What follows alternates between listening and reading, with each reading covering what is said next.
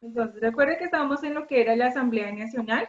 Entonces, muchos de esos de la burocracia, como ellos fueron los que propiciaron dicha revolución, entre comerciantes, campesinos, mercaderes, y ellos van a propiciar esa revolución, van también a tomar el liderazgo de dicha revolución, van a centralizar a esa población campesina, esos siervos, y van a crear la famosa Asamblea Nacional. En esa Asamblea Nacional van a crear algo importante que va a marcar la historia del mundo y que la historia de los derechos del ciudadano y del hombre, ¿cierto? Entonces, entre ellos van a tomar tres principios básicos para crear todo tipo de derechos, en los cuales toman las banderas de esa revolución. ¿Cuáles van a ser esas banderas de la Revolución Francesa? La primera bandera va a ser la libertad. Todo hombre nace libre y es libre, a menos de que usted pierda su libertad por X o Y circunstancias. ¿Listo? Todo hombre nace y es libre. Tercero, igualdad. Todos somos iguales. Y es un principio básico también que lo toman según la palabra de Dios. Todos somos iguales ante los ojos de Dios. Todos son iguales, todos son libres, todos son iguales. No hay estratificación de clases sociales, ¿cierto? En este caso, todos se le miden con el mismo tono, con la misma medida. No es nadie más que otro. Y todos absolutamente son hermanos. A eso se le conoce como fraternidad, que van a ser esas tres banderas de la Revolución Francesa. ¿Dónde nace en sí? ¿Dónde nace en sí lo que son los derechos fundamentales del hombre y el ciudadano? Esta Carta de Derechos del Hombre y el Ciudadano, más adelante, va a generar acá en Colombia, o lo que nosotros conocíamos como la provincia de Nueva Granada, ¿cierto? La primer grito de independencia de 1810, ¿cierto? Con el florero de Llorente.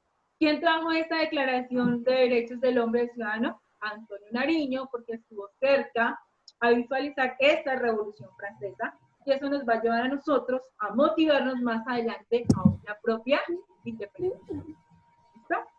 Entonces, tenemos lo que es el desarrollo de lo que es el desarrollo de esta revolución y la importancia y la trascendencia de la humanidad, ¿no? Los derechos del hombre y del ciudadano, los derechos humanos en sí, el reconocimiento de igualdad, el reconocimiento de fraternidad, el conocimiento de libertad, que sabemos que también va a aplicar mucho a los Estados Unidos cuando se independiza de Inglaterra, ¿cierto?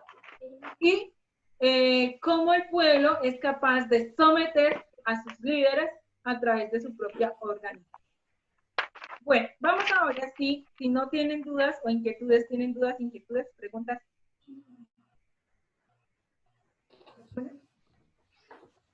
Profe, una pregunta. Sí.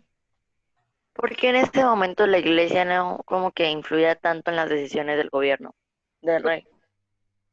¿Por qué no va a influir tanto en las decisiones del gobierno? Resulta que habíamos visto un sistema feudalista, ¿cierto? Ese sistema feudalista lleva a que esa misma iglesia abandone el pueblo. ¿Se acuerdan?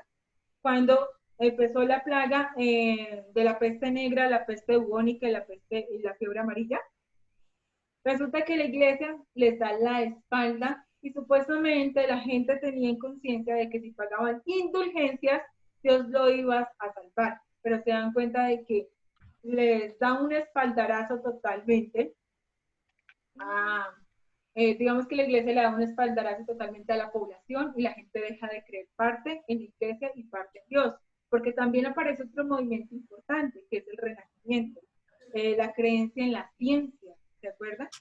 Entonces, digamos que el impacto que ellos van a generar en la población no es mayor como en siglos anteriores o años anteriores que se habían trabajado de la mano lo que era la iglesia y la monarquía. Bueno, chicos, entonces, las actividades son muy sencillas. La primera, entonces, de acuerdo a la lectura, desarrolla las siguientes actividades. La primera, identificar los hechos más importantes con color verde. Entonces, eso sí les hacen a nivel personal. Yo les señalé algunos hechos importantes mientras que les estaba explicando y les estaba leyendo. Entonces, espero que pues, los hayan tenido en cuenta, ¿no? realiza una línea de tiempo con los acontecimientos más destacados, teniendo en cuenta siglos y fechas. Entonces tiene dos acontecimientos importantes, lo que es en el siglo XVII y lo que es en el siglo XVII, antes de la Revolución Francesa, y en el siglo XVII, después de la Revolución Francesa, ya en el siglo XVIII. Entonces, yo les voy a ayudar con el segundo punto, voy a ayudarles con el tercero y ustedes desarrollan el resto. ¿Listo? Entonces, empiezo con el tercer punto, el segundo, perdón, con el segundo. Entonces, segundo punto, el primero, como les venía diciendo, ustedes lo desarrollan a nivel personal. Yo les señalé algunos hechos importantes, ustedes señalan el resto. Los verifico cuando ustedes me suban aquí. Vamos con el segundo punto. Dice, realiza una línea de tiempo con los acontecimientos más destacados del siglo XVII, bueno, siglo XX.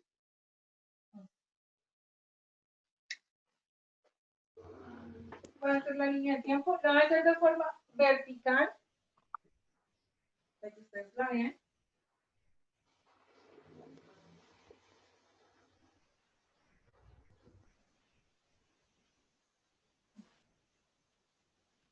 Dice, destacando, acá me dice destacando los hechos, años y siglos.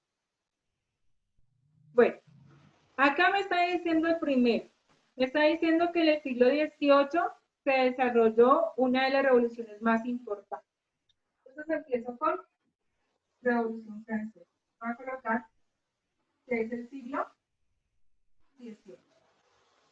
¿Qué año se desarrolla la Revolución Francesa? La Revolución Francesa se desarrolla en 1789.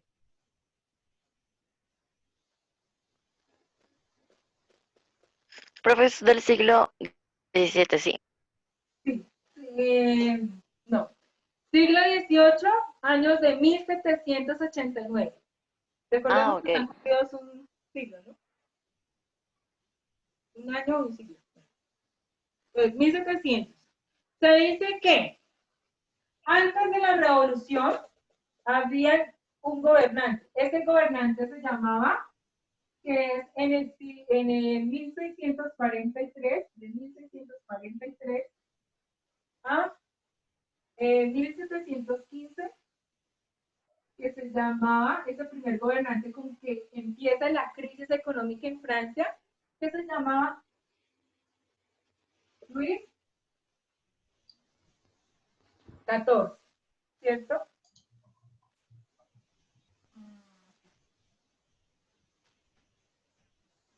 Se llama Luis XIV, y que él, con él aparece la crisis económica.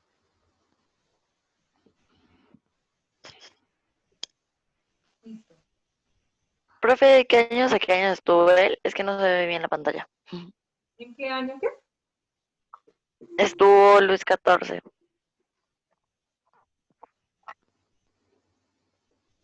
Ay, profe. Listo. De ahí pasamos a lo que es el bisnieto, ¿cierto? Tenemos el bisnieto,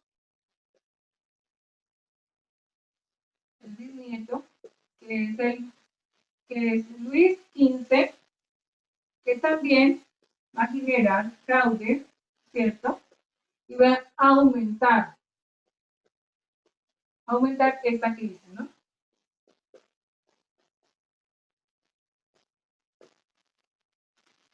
Ya en el siglo XVIII, en 1789, empieza lo que es la Revolución Francesa y tenemos una de las cosas principales, ¿cierto?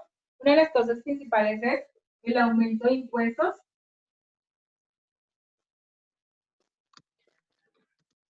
Ese aumento de impuestos, ese último impuesto, se llama los famosos estados generales, ¿se acuerdan? Reunión de los estados generales.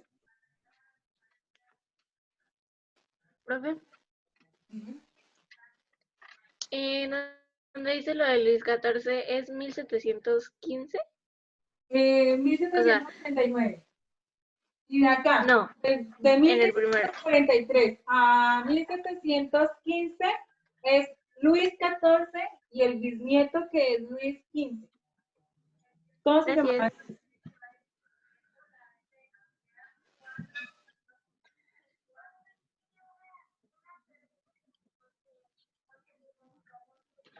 Tenemos el aumento de impuestos en los famosos estados generales, el apoyo a las tropas, ¿no?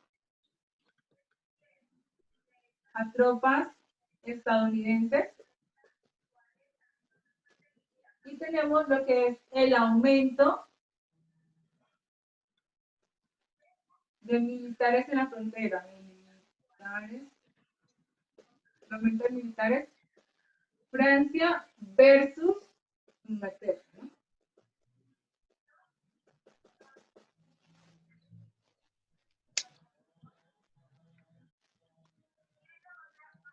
Bueno, acá ya tenemos otra fecha por ahí, ¿no? El 14 ya sabemos que la revolución se desata el 14 de julio, 14 de julio de 1789, ¿cierto? Queman la cárcel de la Bastilla, aparece en 1789 lo que nosotros conocemos como el famoso Gran Miedo. El Gran Miedo, recordemos, que es cuando los nobles tienen que huir de los campos porque los campesinos se revolucionan o la nobleza tiene miedo a la servidumbre y los saquean, los asesinan y todo lo demás y tienen que huir a la ciudad. Eso se llama el Gran Miedo, porque en otra parte de la historia es la época del terror. Entonces es diferente, ¿listo? Entonces ya el Gran Miedo. Profe, Dime. en la primera fecha, 1643 y 1700, ¿qué? 15. Ok, gracias, perdón. 1715. Y después vamos a tener lo que es de ese Gran Miedo como consecuencia, vamos a tener la declaración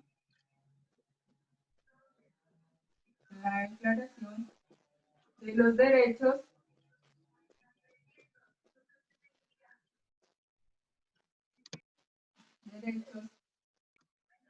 Profe, perdón. del hombre Eh, ciudadano. en el paréntesis, ¿qué dice?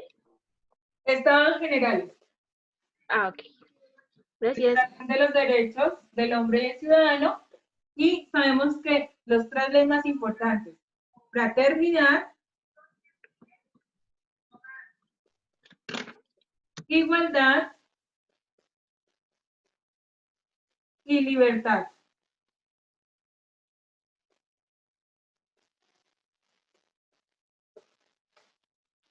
Fraternidad, igualdad y libertad. Profe, es que se bajó un poquito y no alcanza a ver. ¿Listo?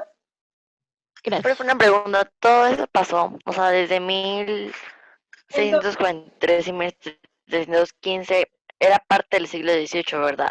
sí. O Es parte del 1640. siglo XVII y el siglo XVIII. Por eso les decía que está en la parte del siglo XVII y siglo XVIII.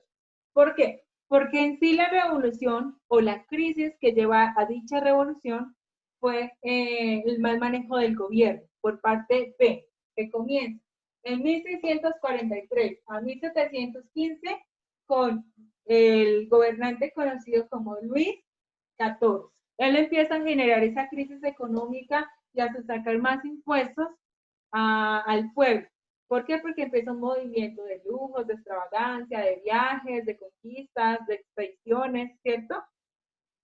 El bisnieto no es capaz de controlar esa crisis, sino que la va a aumentar. Y ya se conoce como el bisnieto Luis XV. Tristemente, esta crisis la va a heredar el último monarca de Francia, que va a ser el famoso buen Luis XVII, que es a él y que le van a hacer la revolución. Pero esa revolución, si no se la hacía el pueblo, se le iba a hacer la nobleza. Pero sabíamos que iba a ser una revolución porque es que les faltaba mucho coraje, mucho carácter para manejar el pueblo. Y recordemos que intentó aplicarle a los nobles un impuesto. ¿Qué hicieron los nobles? No, qué pena, yo desconozco a este rey.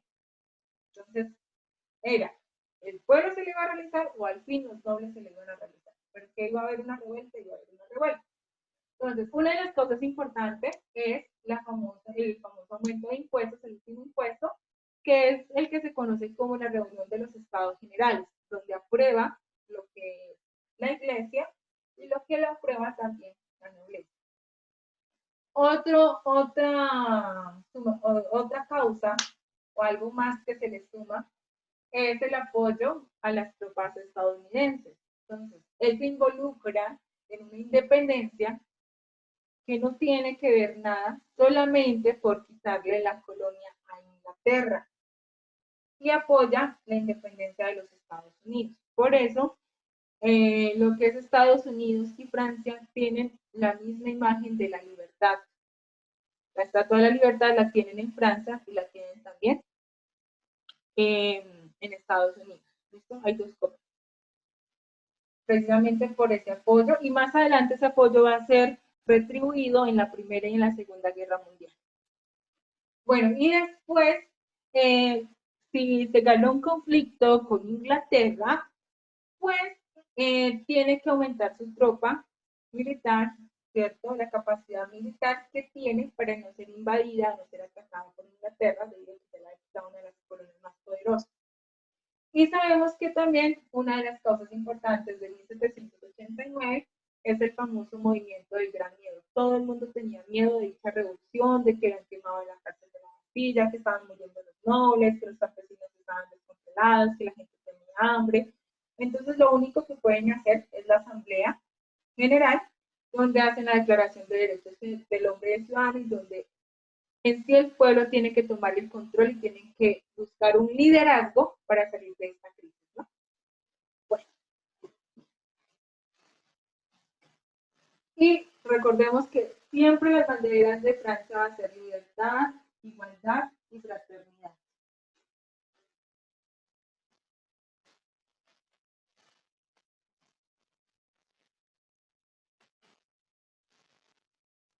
Profe, una pregunta, ¿qué más dicen lo de declaración de derechos? Declaración de los Derechos del Hombre y del Ciudadano. Declaración de los Derechos del Hombre y del Ciudadano. Entre paréntesis, fraternidad, igualdad y libertad. Vale.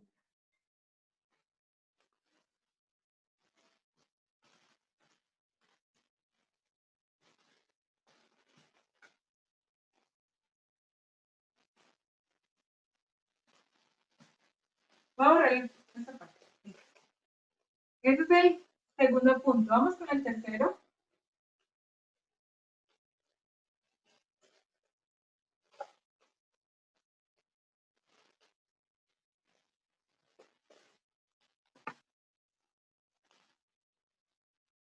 El tercer punto de nuestra lista.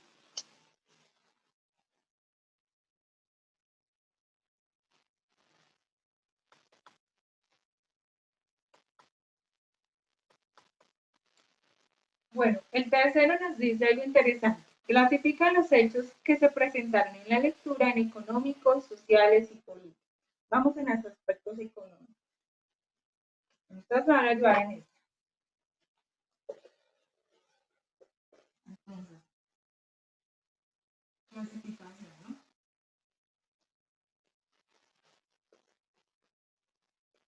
Vamos primero con los económicos.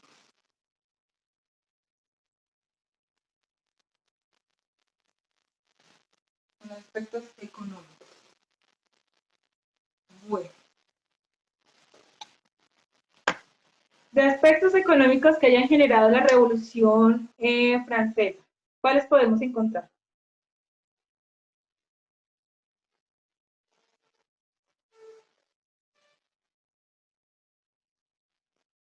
Chicos, ¿cuáles aspectos económicos podemos encontrar que hayan generado la Revolución Francesa?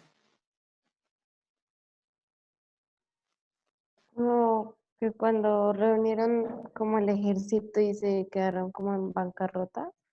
Bueno, sí, cuando apoyan o mandan tropas a los Estados Unidos y ellos quedan en bancarrota, sí. ¿Cuál más? El aumento de los impuestos. Listo, aumento de los impuestos. Otra, ¿qué le querían cobrar a los nobles? Un impuesto. Entonces, el cobro de impuestos a los nobles, ¿qué le querían quitar al clero?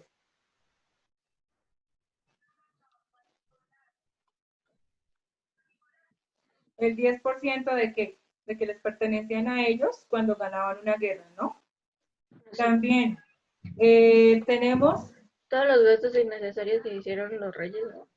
sí, los gastos innecesarios en lujos, los lujos que tenemos de los reyes, ¿cierto? El apoyo a una guerra que no le pertenecía y la hambruna que estaba generalizada en el pueblo, ¿no? Entonces, lo primero, entonces, tenemos una crisis económica heredada.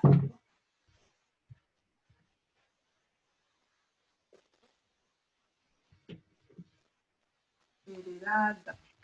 Profe, ¿puedes subir un poquito la cámara? Es que no sé.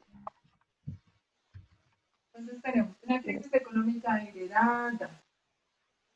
Heredada. Después tenemos lo que es gasto en lujos. ¿Por parte de quién? De la monarquía.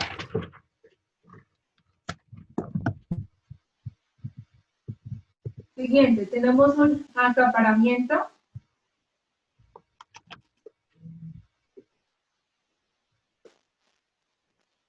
de puestos por parte de la nobleza, ¿no?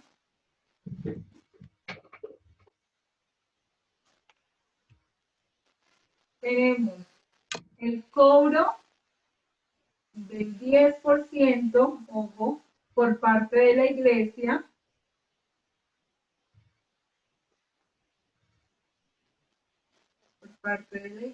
¿cierto? Tenemos en retribución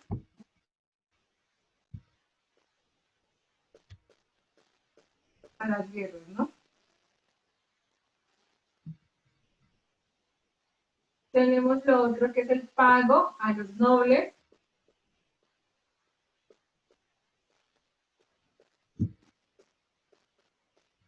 por el tributo de cosecha.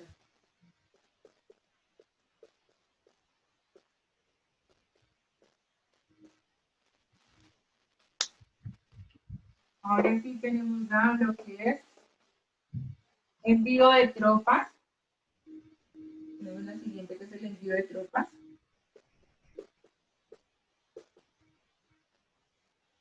A los Estados Unidos y eso genera un endeudamiento.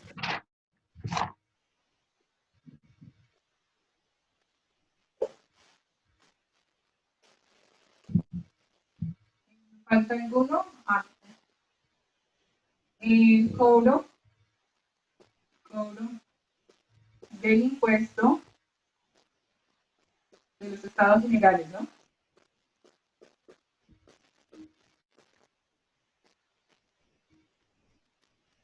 De los estados generales.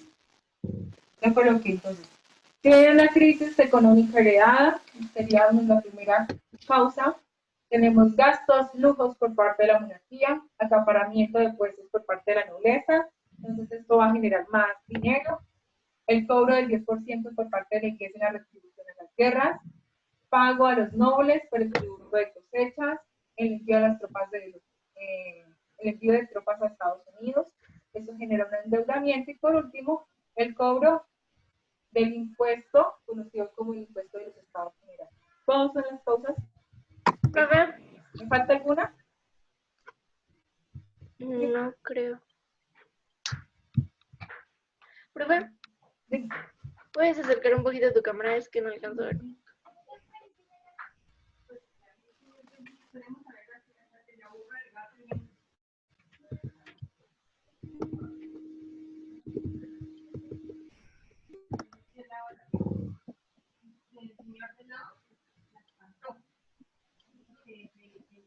Profe, ¿qué dice donde dice acaparamiento de puestos qué?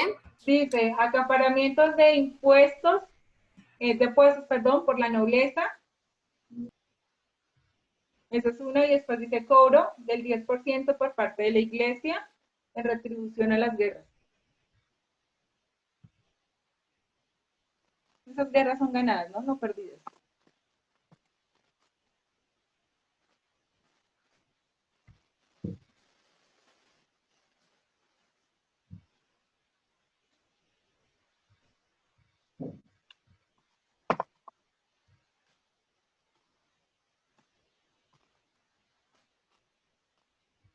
Esos son solamente los aspectos económicos. Vamos con los aspectos sociales.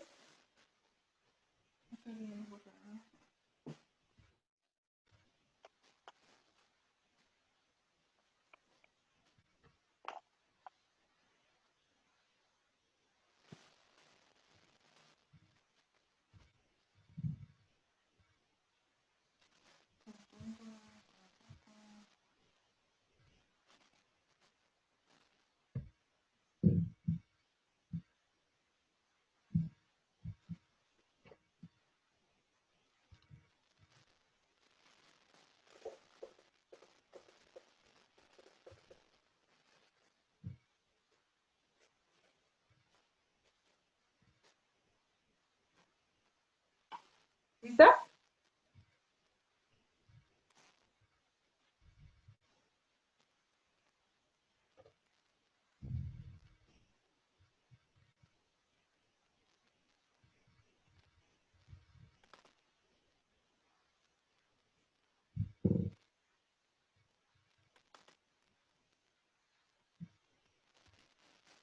Vamos con aspectos sociales.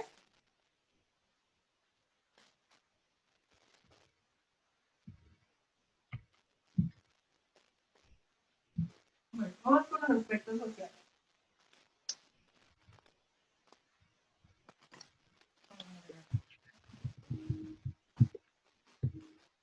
Un aspecto importante social que se haya marcado en esta revolución. ¿Cuál sería?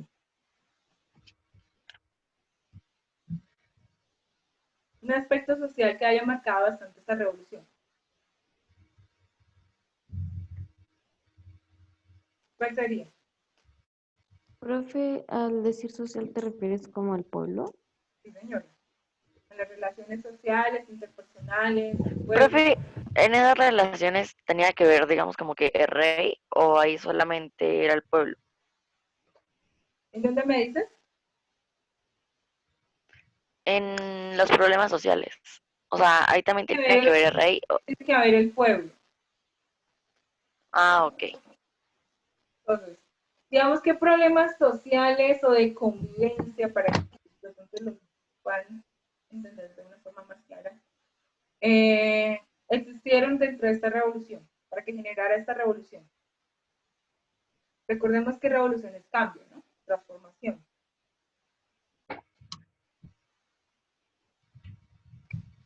La principal, chicos, la principal fue Pues la que, dime, lo de la burguesía, ¿no? sí.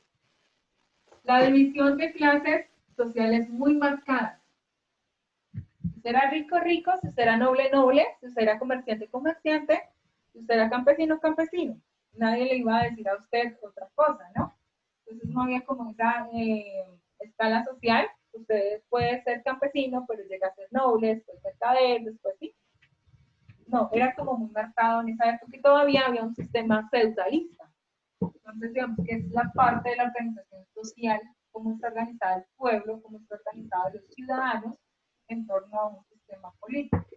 Entonces, estaba marcada por clases sociales, ¿cierto?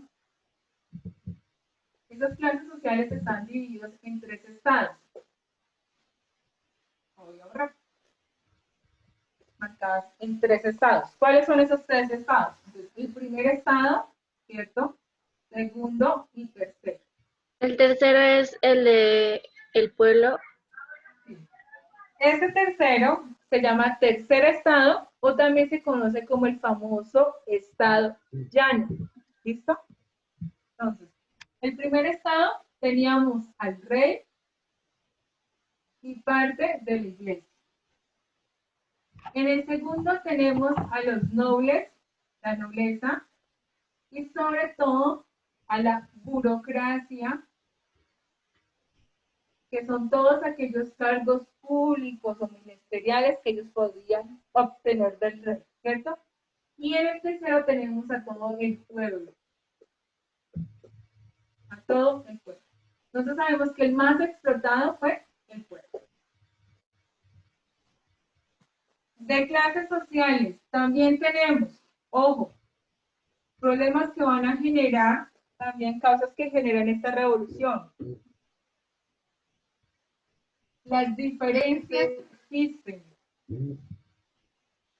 Las diferencias que existen entre la nobleza y el rey. Y el rey. ¿Cómo así que las diferencias que existen entre la nobleza y el rey? Sí. ¿Cómo se generó esto? Recordemos que el rey intentó colocar un impuesto. ¿Y quién les dijo? Qué pena. No, a mí no me coloquen impuestos. Fue la misma nobleza. Y para tener más y más y más riqueza, acaparó puestos que ya los habíamos visto en la burocracia.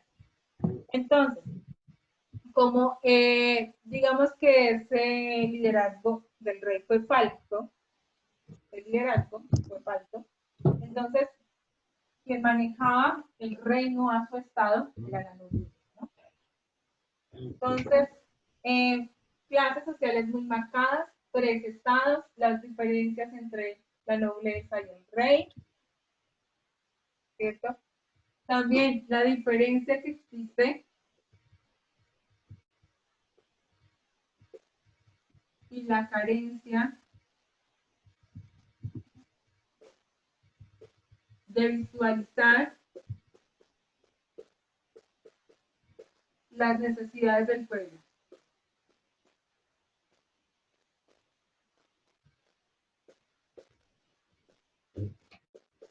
Del pueblo por el rey.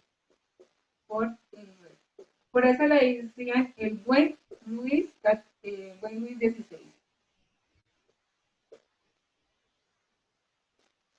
Buen Luis XVI.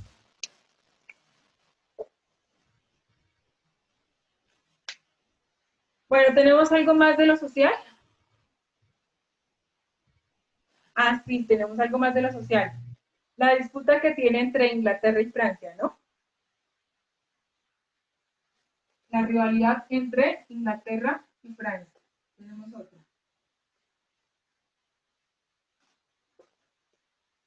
No. Una pregunta, ahí dice las necesidades del pueblo, ¿por qué? La diferencia en la carencia de visualización de las necesidades del pueblo por el rey. Es decir, que el rey no miraba las necesidades que tenía el pueblo, ni invertía en el pueblo, sino solamente en esto. Por eso le llamaban el buen. La rivalidad entre. Profe, Dime. ¿cuál era el tercer estado? El tercer estado es el pueblo. Todo el pueblo Ok. en general. Inglaterra. Por favor, puedes bajarlo un poquito que no alcanzo a verlo de después de las necesidades. Gracias. Rivalidad entre Inglaterra versus Francia.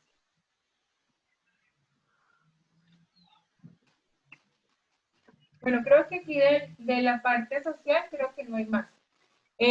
¿A quién se ganó como amigo? A los Estados Unidos, ¿cierto? Tenía un aliado que era los Estados Unidos, pero el resto, no.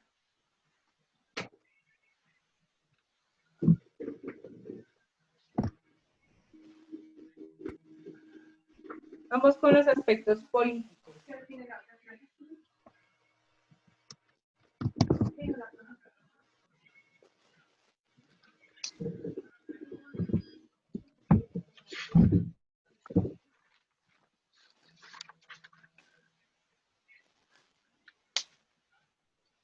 con el aspecto político. Profe, ¿lo puede subir un poco, porfa? Ahora sí. Gracias.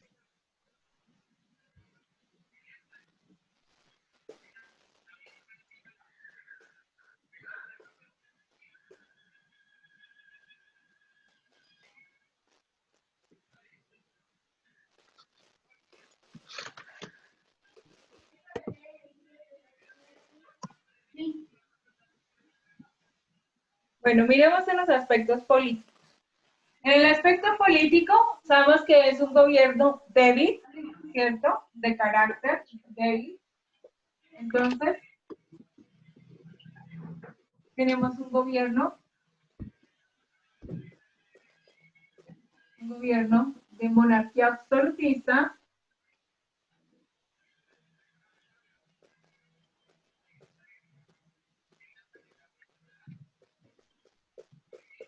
pero débil, ¿cierto? Tenemos que la nobleza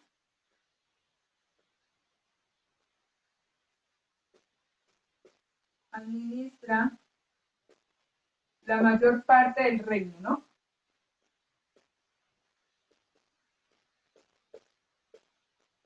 Mayor parte del reino. La mayor parte del reino.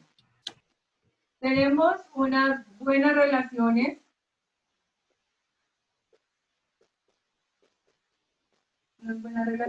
políticas con los Estados Unidos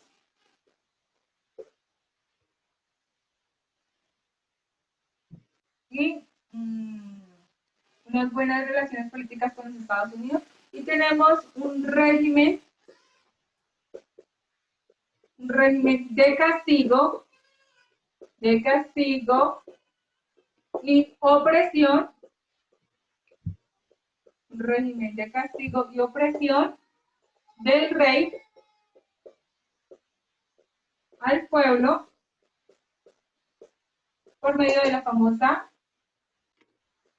cárcel de la Bastilla, ¿no? Cárcel de la Bastilla. Listo.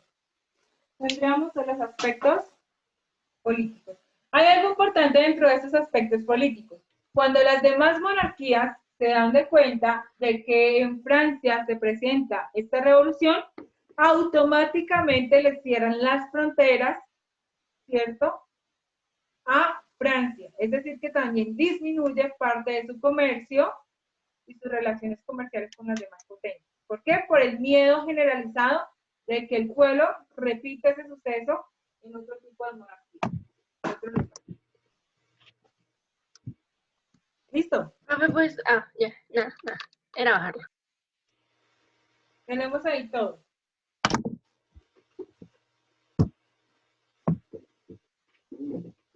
Ahí tenemos lo que son causas